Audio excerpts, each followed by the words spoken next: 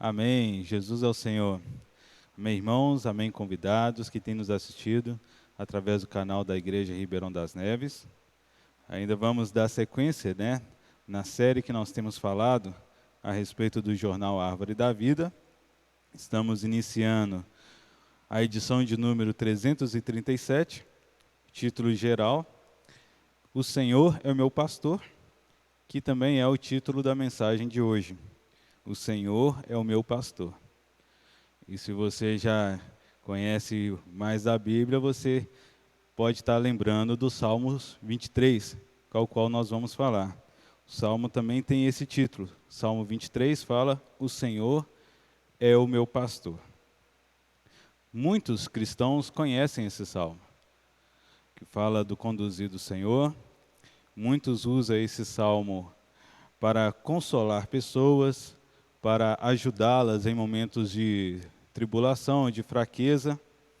Mas hoje nós vamos ampliar um pouco a respeito do Salmos 23. Aqui tem 6 versículos e nós vamos falar de 5 estágios da carreira cristã que está representado aqui através desses salmos. Mas antes disso, quero falar sobre o contexto onde esse salmo está inserido. Se nós formos olhar os Salmos 22, fala da morte do Senhor Jesus, que um dia ele veio, morreu, sofreu por nós, conheceu todos os nossos pecados, conheceu toda a nossa fragilidade como homem, e a sua morte ela foi aprovada por Deus como um sacrifício santo e agradável, e através da morte do Senhor, ele pôde nos libertar. E o Salmos 24 fala da vinda de Cristo como o Rei da Glória. Então, no período entre a morte do Senhor e a vinda do Senhor como o Rei da Glória, está inserido o Salmos 23, que fala sobre o período o qual nós estamos vivendo hoje. Fala sobre o período da igreja. Hoje nós estamos na era da igreja. E embora hoje a igreja possa fazer muitas atividades e ter muitas obras, a principal obra da vida da igreja hoje é o apacentamento. Então, Salmos 23, ele fala sobre o apacentamento. Hoje se pode fazer muitas coisas, você pode servir em diversos serviços na vida da igreja, a igreja pode ter várias obras, executar muitas atividades. Porém, se essas obras não visarem o apacentamento, o conduzir de pessoas ao Senhor, ou conduzir de pessoas ao plano de Deus, essas obras tendem a fracassarem. Porque o objetivo da igreja hoje é conduzir pessoas no caminho correto que leva até o amadurecimento, o crescimento de vida, para que um dia o Senhor possa vir como o Rei da Glória e toda a sua expressão possa ser vista e vivida através de cada um de nós. Ó Senhor Jesus. Então nós devemos ter esse coração de também apacentar. Quem escreveu os Salmos 23 foi Davi. E segundo o relato da Bíblia, Davi foi um homem segundo o coração de Deus. E nós podemos pensar que Davi foi um homem segundo o coração de Deus por causa do seu coração de edificar o templo, ou por causa as suas vitórias em guerras, ou por causa do seu arrependimento, que sempre Davi se arrependia. E nós costumamos pensar que o coração que agradava a Deus era o coração de arrependimento. Por um lado, sim, o Senhor requer de nós o arrependimento, requer que confessemos os nossos pecados a Deus e confessemos que nós dependemos do Senhor para continuar a nossa caminhada. Porém, na verdade, o coração que agrada a Deus é o coração de apacentar. É um coração de um pastor que zela pelas suas ovelhas. Na experiência de Davi, quando ele foi escolhido ali, através de Samuel, que foi até sua casa ungir, naquele momento, ele estava apacentando as ovelhas. E em sua experiência, antes dele enfrentar o gigante Golias, que afrontava o povo de Deus, ele já tinha tido 2 experiências que foram positivas na vida dele. uma que ele enfrentou um urso e outra enfrentou o leão, defendendo as ovelhas. Então Davi, antes de ser um líder de guerra, ele sabia apacentar. Ó Senhor Jesus. Então esse Salmos 23 vai falar de 5 estágios da vida cristã. Desde a nossa regeneração até o dia em que nós estaremos com o Senhor e, se possível, reinando com o Senhor. Então são 5 estágios, mas não são 5 estágios que acontecerá de forma consecutivas, mas são fases da nossa vida em que nós experimentamos esses estágios. Então o primeiro versículo do Salmos 23 fala do primeiro estágio, que diz: O Senhor é o meu pastor e nada me faltará. Vamos ler o versículo 2 e 3, o 3 até a parte A. O Senhor é meu pastor, nada me faltará. Ele me faz repousar em pastos verdejantes. Leva-me para junto das águas de descanso. Refrigera-me a alma. Então o Senhor, como modelo de pastor, a primeira coisa que nós desfrutamos desse Senhor é Ele nos conduzindo a estar alimentando e bebendo dele mesmo, através da palavra. Então o Senhor ele é capaz de nos conduzir a pastos verdejantes, a refeições saudáveis, nos leva a experimentar nutrientes para o nosso crescimento de vida. Tudo isso é através da palavra. O primeiro contato que nós temos com o Senhor é através da palavra de Deus. Um dia alguém pregou o Evangelho para nós, e nós ouvimos aquela palavra, ganhamos através da fé, e assim a nossa alma foi apacentada. Dependendo da situação que você estava naquele momento, você pode ter sentido alegria, você pode ter sentido paz, pode ter sentido conforto na palavra, porque esse é o principal objetivo do pastor, é conduzir as ovelhas a se alimentarem. Ó Senhor Jesus, nós precisamos de experimentar do Senhor Jesus como o pão da vida, experimentar dele como a água da vida, e tudo isso, todos esses nutrientes que são para a nossa vida, que nos leva a crescer, está tudo na palavra de Deus. Nós não podemos perder a palavra de Deus como nossa referência de alimentação. Ó Senhor Jesus. O segundo estágio está na parte B, do versículo 3 até o versículo 4, que fala: Guia-me pelas veredas da justiça, por amor do seu nome. Então o segundo estágio é andar pelas veredas da justiça. Todos os filhos de Deus, todos que creram no Senhor Jesus, precisam experimentar a prática da justiça. E justiça, nós sabemos que está relacionada com a lei e a vontade de Deus. Tudo que foge da vontade de Deus pode ser uma prática injusta. Tudo que foge daquilo que o Senhor conduz através da sua palavra, tanto na época que foi descrita a lei de Moisés, como hoje que nós vivemos o evangelho dito pelo novo mandamento de Deus, que é as práticas através do Espírito. Então, tudo que a palavra fala nos conduz a praticar a justiça. Sem a palavra, nós somos injustos diante de Deus. Ainda que tenhamos atitudes positivas, mas a justiça própria do homem, ela é como um trapo de imundícia. Nós não conseguimos, em nossa natureza caída, praticar justiça. Nós precisamos do conduzir do Senhor através do Espírito, tendo a consciência limpa, tendo pensamentos voltados para as coisas do Senhor. Então Ele nos leva a caminhar na vereda da justiça. E vereda é o caminho estreito. A vida da igreja é uma vida restrita, é uma vida cheia de restrições. Embora o Senhor fale que se nós conhecermos a verdade vai nos libertar, mas essa liberdade não é para que nós venhamos praticar coisas inconvenientes ou ter uma falsa sensação de liberdade. Essa liberdade é deixar o caminho aberto, livre, para que nós possamos desfrutar do Senhor e um dia reinar com Ele.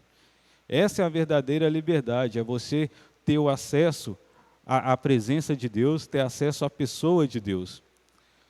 Tudo que é fora disso tem um ar falso de liberdade.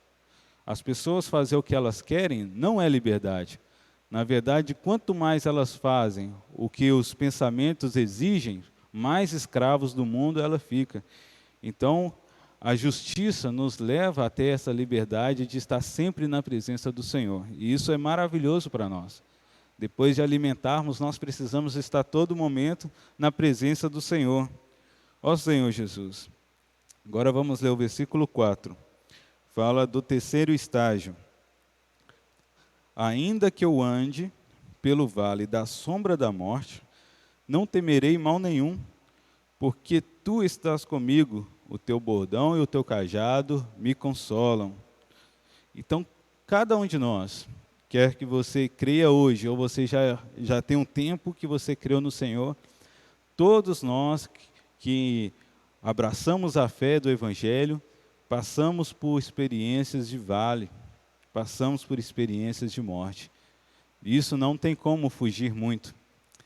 Porque nesses momentos de aflição, em que nós pensamos que não há mais saída, em que nós vimos que a nossa fé não vai nos ajudar, aí o Senhor vem com seu poder poderoso e nos tira daquela situação. Ó Senhor Jesus, vou ler aqui um trecho que fala assim, como cristãos temos muitos momentos em que parece que estamos nos céus, no cume das montanhas, em lugar seguro e ensolarado. Contudo, muitas e muitas vezes precisamos passar por vales. Ali sentimos a morte a nos rondar, com o intuito de nos devorar. Nesse momento, o sol, antes brilhante, se esconde. Todavia, nosso pastor nos dá sua palavra, que ficará conosco. Muitos filhos de Deus que passaram por momentos difíceis contam que experimentaram grande consolo quando viram a mão do pastor e o bordão que afugenta as feras e o cajado que puxa a ovelha para mais perto de sua proteção. Então, nesses momentos, nós conseguimos desfrutar do Senhor cuidando e guardando de nós. Às vezes, na hora da angústia, nós não conseguimos entender, mas depois que passamos pela experiência, desfrutando do Senhor, nós conseguimos ver a mão poderosa de Deus em todo momento em nossa vida. E como eu falei, nós precisamos passar por essas experiências. Não tem como fugir dessas experiências que vão tentar nos derrubar. Às vezes, nós conseguimos ter livramento dessas experiências quando nós nos compadecemos das pessoas. Você fica sabendo de uma experiência de um irmão que está passando por vale e tem empatia daquela experiência, orando por esse irmão, vivendo o que esse irmão está vivendo, orando com ele, labutando, aí o Senhor te dá livramento. Mas quando você julga a experiência de outros irmãos, pensando que os irmãos estão passando por aquele teste porque não oraram, ou porque não glorificaram a Deus, ou porque estão relaxados na vida, quando você julga experiências dos outros, achando ser justa aquela situação por causa dos pecados deles, aí você está abrindo a porta para que Deus te coloque em provas cada vez mais forte. E é capaz, e é necessário que você tenha discernimento para que você não seja reprovado. Então é necessário que quando você tenha a experiência de saber que algum irmão está passando por algum teste, alguma prova, você não julgar a experiência dele no intuito de condená-lo, mas tentar aprender alguma lição com aquilo que esse irmão está passando. Porque quando chegar a sua vez, você tem uma base sólida, e isso vai te ajudar a manter firme. As experiências dos outros são alívio para a nossa carga. Na verdade, a Bíblia toda, de Gênesis e Apocalipse, fala de experiências de pessoas que vieram antes de nós. E são modelos, são referências para que hoje nós não caiamos nos mesmos erros e nas mesmas dificuldades que eles caíram. Portanto, quando você lê a Bíblia e vê ali uma experiência, se coloque naquela experiência. Você vai ver o quanto que o Senhor é capaz de te iluminar, e você vai ver que quando você passar por uma experiência parecida em algum momento de sua vida, a palavra do Senhor vai te erguer, vai te consolar. Ó Senhor Jesus. Então falei do terceiro estágio. Agora o quarto estágio, versículo 5, que fala o seguinte: Preparas-me uma mesa na presença dos meus adversários. Unge-me a cabeça com óleo e o meu cálice transborda. Então aqui fala de duas coisas. A primeira é os adversários. Temos adversários tanto exteriores como interiores. A nossa mente nos engana, o nosso coração nos engana, temos as nossas fraquezas, nossas dificuldades. Porém, diante desses inimigos, o Senhor ainda nos prepara a mesa para que nós possamos desfrutar. Na verdade, a vitória de um cristão está no quanto desfrutamos da mesa que o Senhor preparou para nós. As dificuldades vêm, os conflitos interiores vêm, mas se nós estamos desfrutando da mesa, nós não teremos tempo para analisar os conflitos interiores. É uma questão de desfrute. O Senhor prepara a mesa na presença dos nossos adversários e unge a cabeça com óleo, derrama o Espírito dele sobre cada um de nós, até um dia o nosso cálice transbordar, até um dia a vida do Senhor nos encher tanto que nós não vamos conseguir mais retê-la dentro de nós, ela vai ser necessário crescer e se expandir. Ó Senhor Jesus. Então, o quarto estágio é o Senhor preparar, o quinto estágio é o Senhor preparar essa mesa para nós. Quinto estágio, versículo 6. Bondade e misericórdia certamente me seguirão todos os dias da vida, e habitarei na casa do Senhor para todo sempre. Aqui, irmãos, depois que nós passarmos por todas essas experiências que nós temos passado hoje em dia, né, e que nós já passamos e que ainda passaremos até a vinda do Senhor, depois que nós crescemos em vida, amadurecemos, nós estaremos, irmãos, tão repletos de Deus, tão cheios da presença de Deus, que nós vamos confessar que foi a bondade e misericórdia que tem nos acompanhado durante todo esse trajeto. Se não fosse a misericórdia do Senhor, nenhum de nós iríamos suportar as coisas que acontecem conosco, né? Fala que certamente me seguirão todos os dias da minha vida. Nós precisamos proclamar isso todos os dias, que a bondade do Senhor e a misericórdia do Senhor está conosco todos os dias em nossa vida. Nós podemos cair, nós podemos falhar, mas o Senhor é bondoso, o Senhor é misericordioso. Nós podemos crescer, nós podemos amadurecer por causa da bondade e misericórdia do Senhor. E o ponto mais importante, que é o anelo de cada um de nós, é habitar na casa do Senhor para todo sempre. Por isso que o Senhor nos deu a vida eterna, para que nós possamos passar toda a eternidade habitando a casa do Senhor, estando junto com o Senhor. Por isso, irmãos, não despreze as experiências que você tem passado. O Salmos 23, ele nos ajuda a ver que é necessário passarmos por grande tribulação. Como um dia Pedro falou, é necessário, mas que seja por um breve tempo, que possamos ainda, nesse caminhar, apacentando as pessoas, cuidando de nós mesmos, nesse período que estamos vivendo a vida da igreja, possamos abreviar a vinda do Senhor, que possamos nos alegrar com a vinda do Senhor, para que um dia todas essas aflições que passamos venham a se dissipar. Enquanto isso, nós precisamos anelar, estar desfrutando mais da palavra de Deus. O Senhor, Ele nos conduz a passos verdejantes, mas cabe a nós querermos alimentarmos. Cabe a nós querermos desfrutar dessa rica seiva do Senhor, dessa palavra que é capaz de nos suprir em toda e qualquer situação. Ó Senhor Jesus, vou fazer uma oração para cada um de nós. Espero que você receba essa oração através da fé, no nome do Senhor Jesus. Senhor, nós te agradecemos, Senhor, que o Senhor é o nosso bom pastor.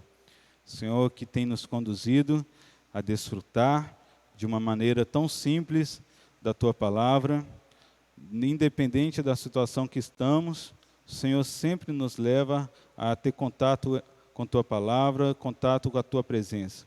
Senhor, nós queremos valorizar para que tenhamos fé no momento da tribulação, no momento da angústia, Senhor, que possamos apacentar as outras pessoas através daquilo que o Senhor tem crescido em nós, através das experiências que temos tido conosco. Senhor, nós queremos crescer em vida até que um dia possamos estar em Teu reino em glória. Por isso, fortaleça essa palavra em nós. Que cada momento que tocamos na Tua palavra, um pouco mais da fé possa ser acrescida em nossa alma, que possamos ser transformados para glorificar o nome do Senhor através do nosso testemunho aqui na terra. Jesus é o Senhor. Amém.